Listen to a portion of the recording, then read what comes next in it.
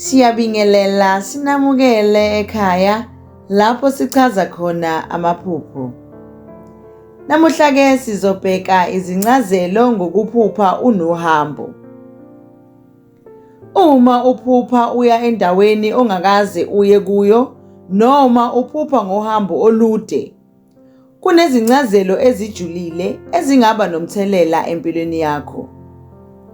Ukuphupha ngohambo olujabulisayo noma oluhle kuvamise ukubonisa ukuthi uzimisele ukufunda izinto ezintsha empilweni yakho. Lokhu kungasho ukuthi kunamathuba amasha okufanele engakuphuthi. Kungaba ithuba lokukhula, ukufunda amakhono amasha noma ukuthola ukuzethemba. Uma uphupha uhambo olunzima noma olungeluhle, mhlawumbe uhambo lwakho ephusheni lube nezinkinga nje. Lokhu kungasho ukuthi kukhona izinselelo ezikhona ezithile empilweni yakho. Kungenzeka ukuthi uzizwa sengathi uphakathi kohambo olude oludinga ukubekezela nokusebenza kanzima ukuze ufinyelele lapho ofuna ukuba khona.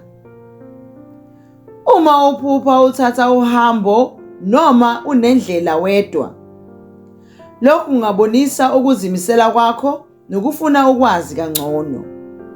Kodwa-ke, uma uphupha uhamba nabanye abantu, lokhu kungasho ukuthi ubudlelwane bakho nabanye kufanele ukunakwa. Mhlawumbe kukhona abantu abakusekayo noma abadinga ukusekelwa kwakho. Siyabonga, nisale kahle.